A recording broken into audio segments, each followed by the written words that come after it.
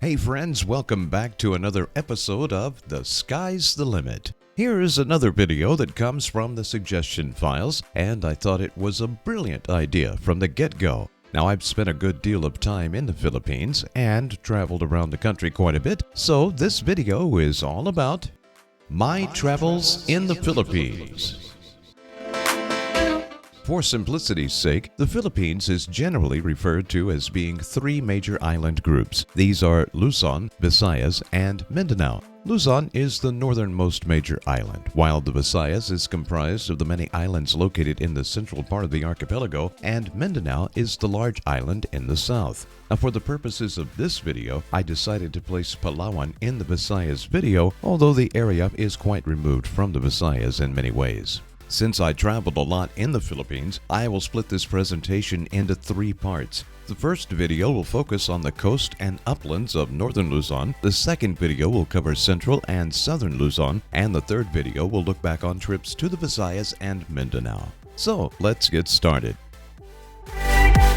Let's talk a bit about the Philippines in general first, for those who aren't really familiar with the country. The Philippines is a large archipelago located in the Western Pacific, consisting of more than 7,600 islands. The country is located between the Philippine Sea to the east and the South China Sea to the west. The nearest land points to the Philippines to the east would be the Micronesian islands of Palau and Yap, while Vietnam lies on the other side of the South China Sea to the west. For further geographical reference, Taiwan is to the north and Indonesia is to the south. Now, let's get to the best part of this video, where I talk about all the cool places I've been in the Philippines. We ventured off to the northern parts of Luzon on 3 different occasions. Here's a breakdown of what I was able to see there.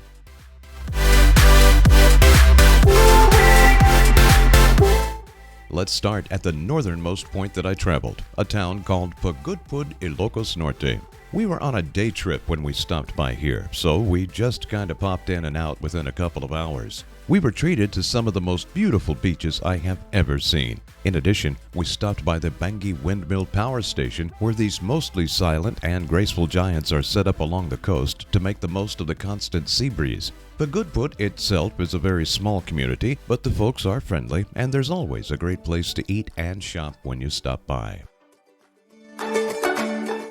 The Pauay Sand Dunes are located just outside Ilocos Norte's chief city, Lawag City. We stopped here for several hours because it's a huge spot to explore. Just like many other sand dunes locations around the world, once you get here, you are amazed at the vastness of the site. Here, we got to crawl into an ATV and explore the area, with guides leading the way. Another cool thing you can do is sandboard down the side of one of the larger dunes. It's a little scary when you're at the top looking down, but it was a lot of fun to do. There was a lot of driving around and stopping at various spots around the area. It was several hours of well-invested time.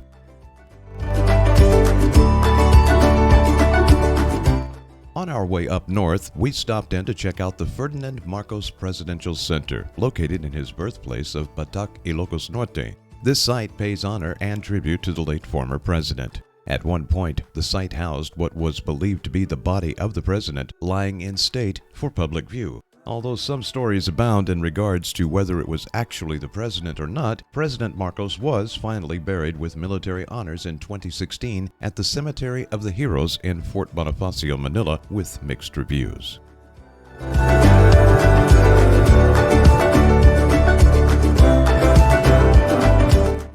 A little farther south along the coast is one of the more popular destinations of Luzon, the quaint town of Vigan. Vigan is a wonderful little town that is the tourist spot in Ilocos Sur. The big draw to the town is that as you walk through the center square area, it's like a trip back in time.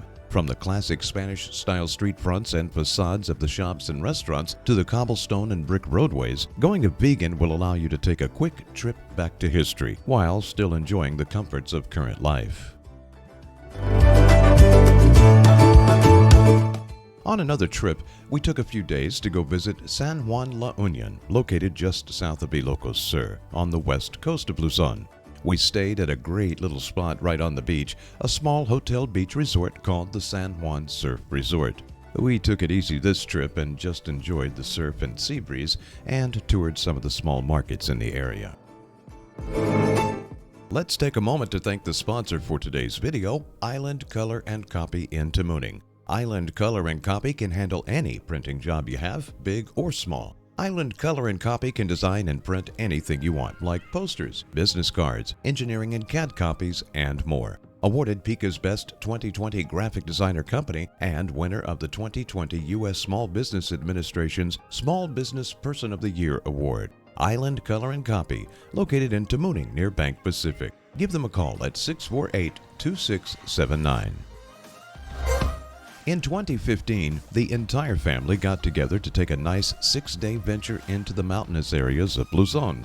This area we toured is located in what is called the Cordillera Administrative Region. This region is made up of 6 landlocked provinces and is governed autonomously. Many of the indigenous people of the island still live here, with traditions dating back thousands of years.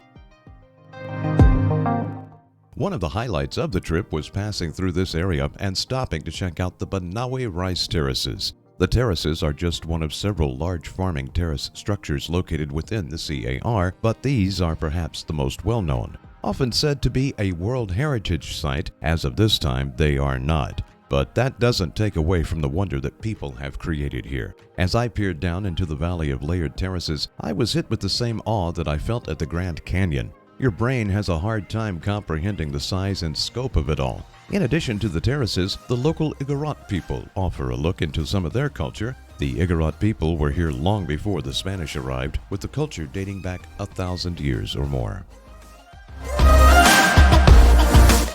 Right in the middle of this long adventure was a stop in a cool little town called Sagada. Sagada is in the province called Mountain Province, one of the 6 in the CAR. The climate is cool and there are quite a few sights to see here as well. We took a stroll down into the Crystal Cave, which was quite an experience. They also have a solemn site called the Hanging Coffins, and that is indeed what they are. The tour there takes you pretty close to some of these coffins, and it's a little eerie but fun. Sagada's business strip is quaint, with plenty of bars and restaurants along a 2-mile stretch of narrow roadway, offering a variety of settings and cuisines.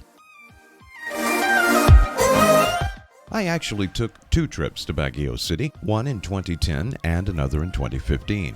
Baguio is located in the province of Benguet. The town has a split personality of sorts. Baguio has had to nearly rebuild itself a couple of times due to very strong earthquakes, with the most notable recent event being the Luzon earthquake of 1990. On the other hand, it's one of the most enjoyable places to be in the country and is growing rapidly along with the Philippines' growing middle class. Baguio is known as the summer capital of the Philippines. Nestled in the cool climes of the mountains, this is the place where folks from Manila come when it gets really hot.